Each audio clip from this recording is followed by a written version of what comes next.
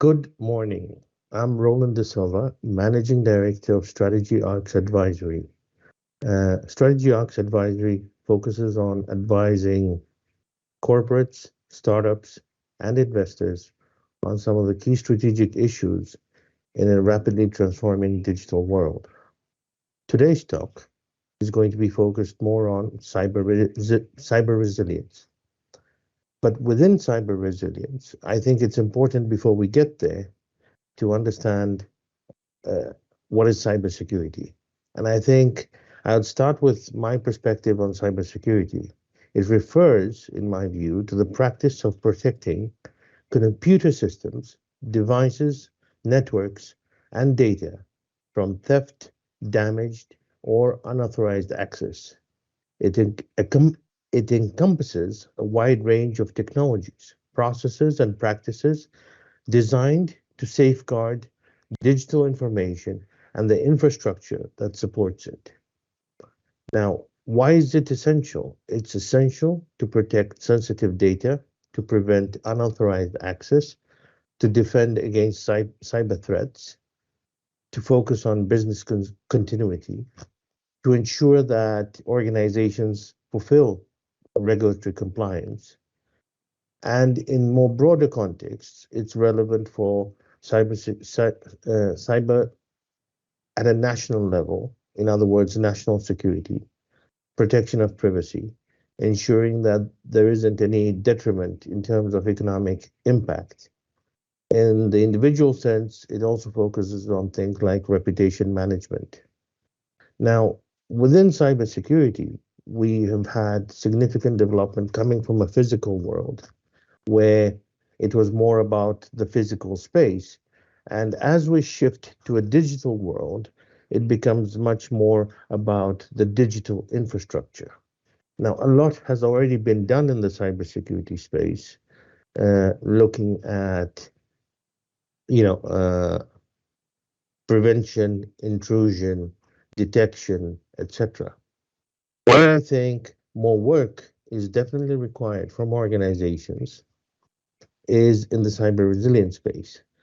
But until now, I would say cyber resilience has been pretty myopic in its view, and organizations are rapidly shifting to take a more holistic view of cyber resilience. I would define cyber resilience as the ability of an organization to protect itself from, detect, respond to, and recover from cyber attacks. It is a holistic approach to cybersecurity that just goes beyond implementing security controls.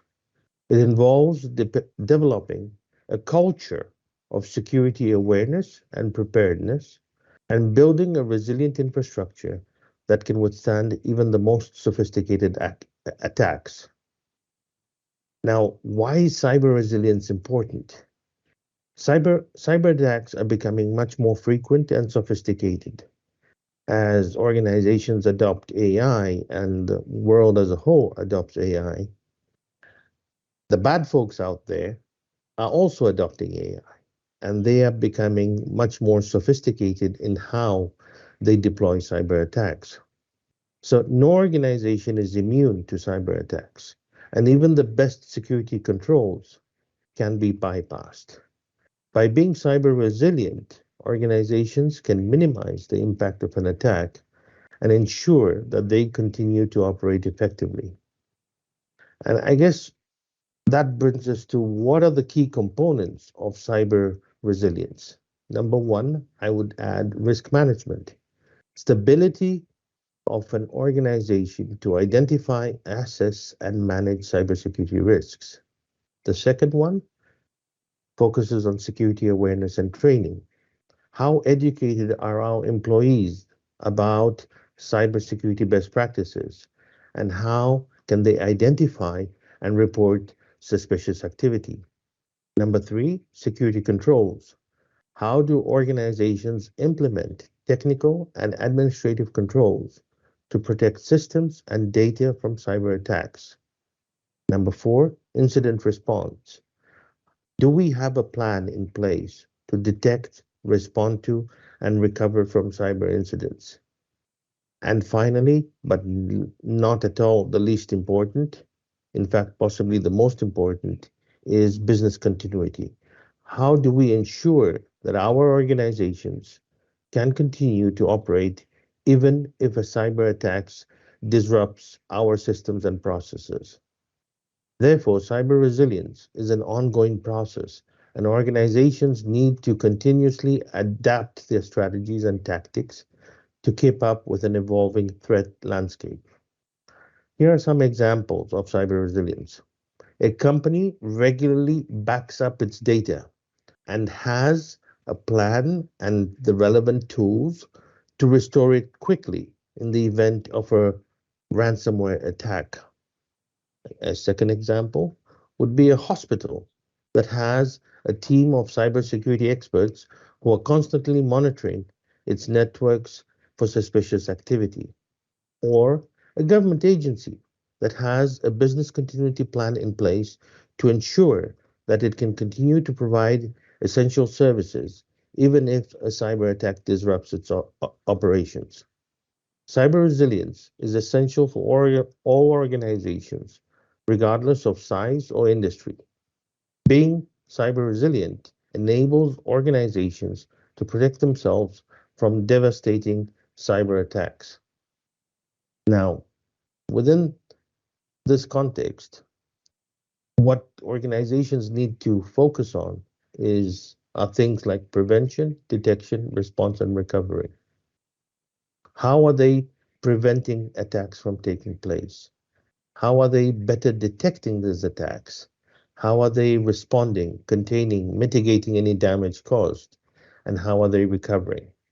What they could do to better address cyber resilience is number one, implement a layered security approach.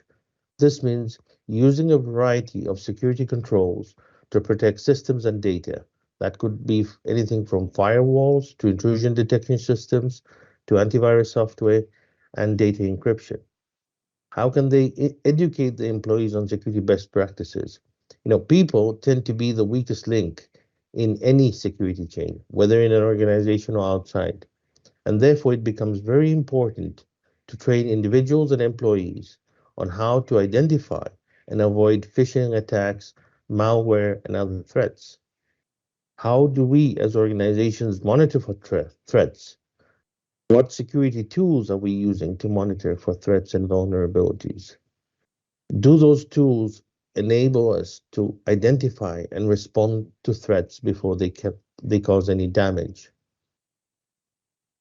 Do we have a plan to respond to cyber attacks?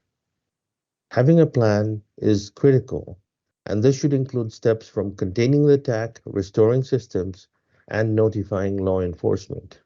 And then we also have to work with, white hat hackers, the good guys, to test our security controls, to ensure that they are working properly, to identify any gaps in our security posture, and finally, to ensure that we are ahead of the curve.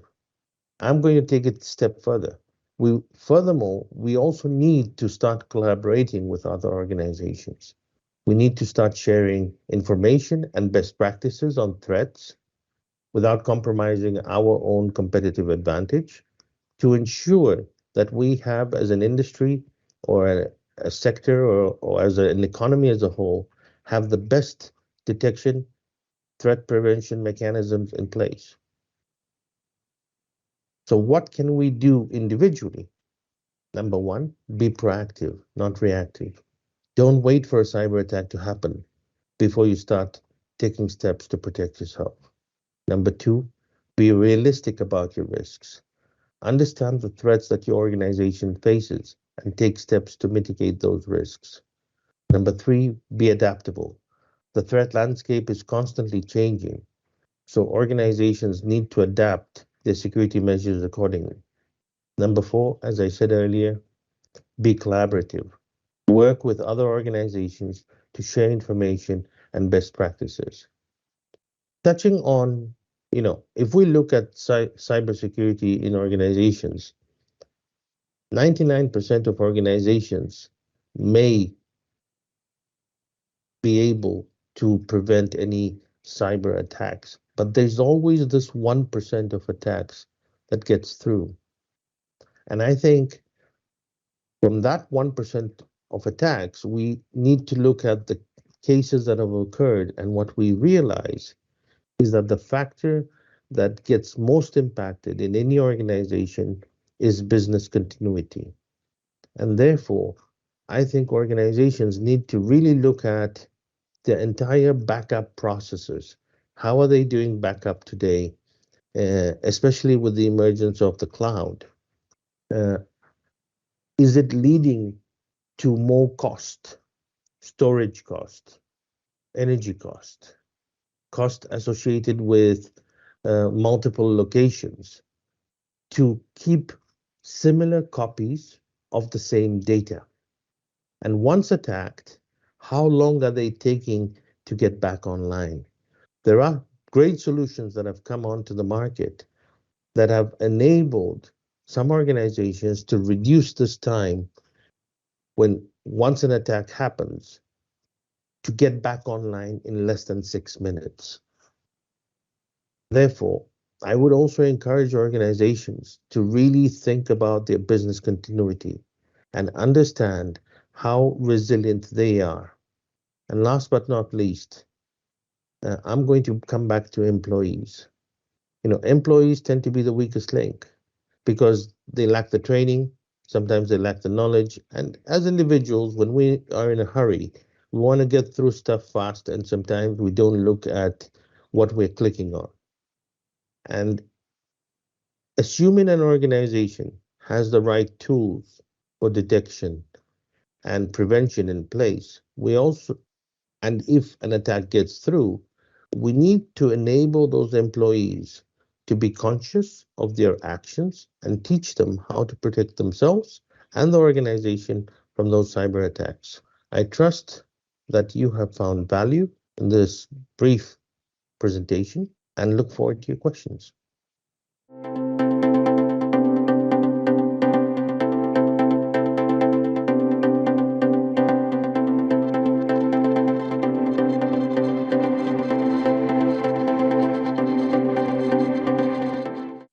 Well, thank you for taking the time to talk to us about cyber resilience, Roland. It's great to have you here. I just wanted to conduct a short Q&A, and I won't go into too much depth because obviously you just delivered your talk, but we also had a feature of cyber panel discussion earlier this day, which will be available on demand as well. So in your talk, you spoke about organizations taking a more holistic view of cyber resilience. Could you just expand on that, on what exactly that means for us, please? Certainly. So the way I would look at this, let's start by looking at organizations. Organizations that came from a physical world have invested over time in their technology and IT infrastructure. That's one element of it. The second, that has implications, which means that a lot of organizations have legacy infrastructure. As we shift to a digital world, some of the organizations that have been adopting cloud and other, new stuff like apps and this and that have been shifting to the digital world. But a lot of that shift tends to be piecemeal. And why is it piecemeal? Because of budget allocation, the way budgets are allocated within organizations. So when I talked earlier about a holistic view of cyber resilience, what I was referring to is, do we have, when we are building our future state infrastructure and architecture, are we future-proofing it by ensuring that the cyber resilience aspect is looked at all stages of the process? At the end of the day, I refer to organizations as people, process, and technology. And each of those components has to have a roadmap. And in that roadmap, we need to future-proof that roadmap and ensure along the elements of prevention, detection, how we address it, etc., has that security perspective built in and is not going to be constrained by budgets and has to have the flexibility to evolve with the changing needs of the market. Market meaning customers, but also the technology landscape. I hope that helps. No, definitely. Thank you. And also, I think especially when you mention, legacy systems and physical security systems, it's no longer physical and cyber being two separate entities. They're very much intertwined and converged. So Right. cybersecurity has Digital. Exactly. Yeah. Cybersecurity has in recent years become almost part and parcel of everyday life, whether it's installing multi-factor authentication on our social media platforms, for example, to obviously the more sophisticated cyber resilience of a business. Do you think that this has grown exponentially since the pandemic and potentially the shift to remote working? Okay, so I guess when the world shut down, just like everybody had to stay at home, even the bad guys had more time on their hands. So, more time on your hands, being a bad guy, I guess you end up doing worse things. So, I kind of became very alert early 2020 when the shutdown was announced. I said, okay, we got to be very careful what's coming through the email. I actually put post-it notes up to remind me next to my computer, don't click on anything, just double check it. Simply because you have to understand that there's a shift in behavior. And when that shift in behavior happens, it's going to have knock-on effects further down the value chain. Now, you brought up an interesting point about remote working. Let me address that separately. You have companies that have been working as centralized organizations, meaning you have people coming to work and they're working from a given place, possibly through an on-premise server. With remote working, a lot of that has shifted to the cloud, but also it has shifted to the edge. The edge being the point where the employee is working from home. Now, what challenge does that bring? The challenge that that brings is fundamentally security at the edge, meaning while they were working through an on-premise server while in the office or a server, a company server with the appropriate gateways, firewalls, security controls, when they're working from home, are they using a VPN? Does everyone remember to use a VPN? That would be my first point of call. Is everyone using a VPN? Or are they working from a public cafe where they're not using a VPN while they're on public Wi-Fi? Right? So that's a behavioral aspect that comes to employee training. There are other aspects related to the security of the devices, what's being allowed to get through. Do they have any tools on device to protect and recover their data? Now, there are some great tools. I don't want to mention names because I do have favorites, but there are tools that enable companies to recover and manage business continuity much better. But yes, cybersecurity attacks have increased. With a changing landscape and emergence of AI, I would expect them to increase further. Mm-hmm. And I mean, let's not get paranoid, but let's be security conscious. I think that's very wise words, and I think you're right. We're in an ever evolving time at the moment. Even with, like I said, the growth of AI, we've got new reforms coming in, trying to put some sort of legislation in place to prepare not just end users but also manufacturers and how they can best improve the resilience of their products as well as their businesses. So it's a very interesting landscape at the moment. And for companies that are looking to improve their cyber resilience or embark on a new cyber resilience journey, what advice would you give to those organizations? So I have advised organizations in the space that have been right from companies that have built a cybersecurity offering, that they are selling cybersecurity solutions to large corporates, to companies that have been adopting cybersecurity for their own needs. Now, I talked earlier about budget allocation.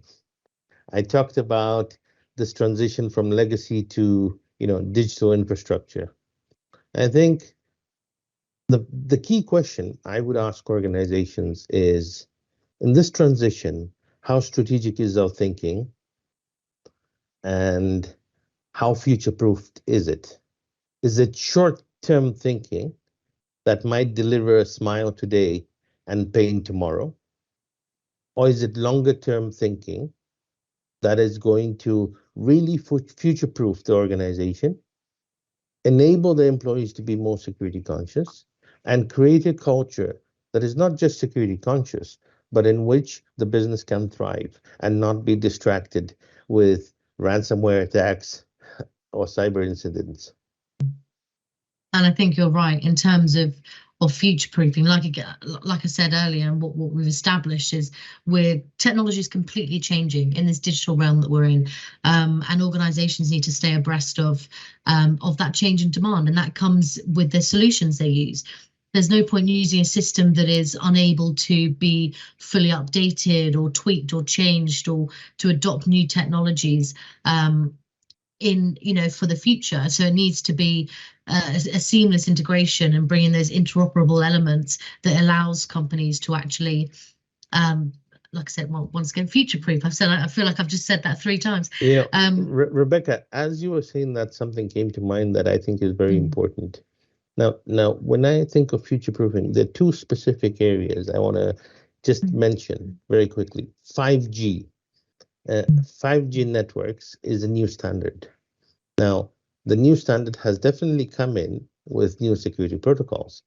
The operators are still getting to grips with those, the telecom operators that provide the connectivity are still getting to grips with those security protocols. And I hope they get implemented seamlessly. That's one element. The second element, the knock-on element, is a really growing space that is truly going to create a digitized society, which is IoT, Internet of Things. And that is a space that is really going to need security at different levels. Security at the device level that sits possibly in the customer's home or the customer's office, at the network level, at the cloud layer, and at the data layer. So you have 4 different layers there that are going to need some really well thought out solutions, and not just well thought out solutions from a security perspective. They need to be well thought out from security, from a business, from a sustainability perspective. So there are many different perspectives, and then there's the economic and budgetary perspective. So let's not cut the nose to spite the face. No, definitely, and thank you for that. And just lastly, businesses are hit with ransomware attacks almost every day. It's in the newspapers, in the media, on the TV. But can cyber resilience fully protect businesses, or is it a matter of protecting the 99% of attacks, but minimizing the damage of the 1% of attacks? Let me answer that with an example. A friend of mine who works in the cybersecurity space, who sells one of my favorite solutions, was telling me of a scenario where they had their solution deployed. Now, they're working with a multinational that has over 200 servers. Their solution was deployed in 4 servers or 3 servers. I don't remember the exact number. But the large majority of servers did not have their solution. This company was hit with a ransomware attack that affected most of their servers that they had to shut down. And the servers that were not affected were the ones that had this solution that enabled business continuity in certain divisions of the organization, but not the entire organization. How long did it take them to get back online? Weeks, not days, weeks. So business continuity becomes a really critical aspect.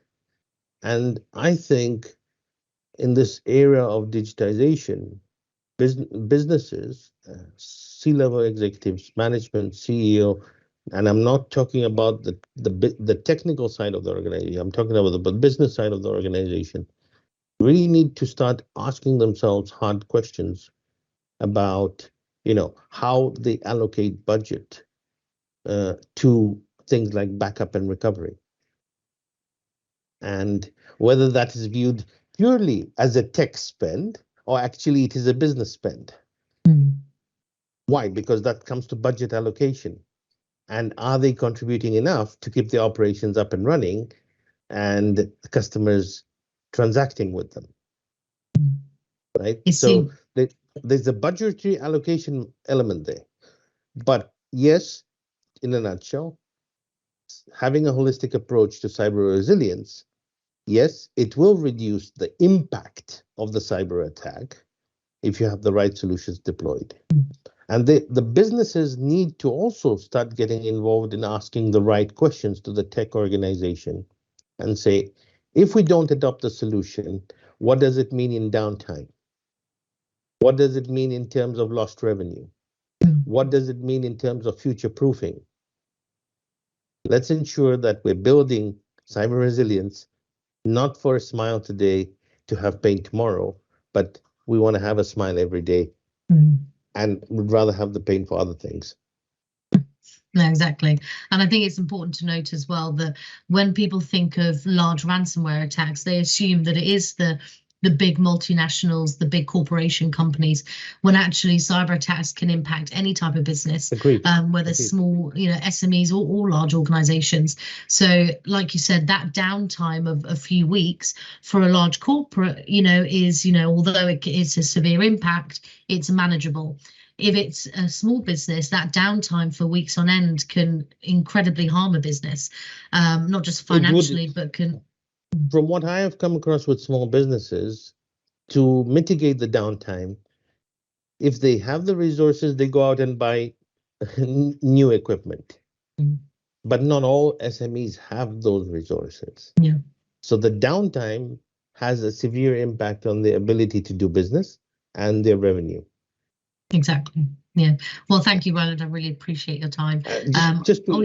One other thing important to mention.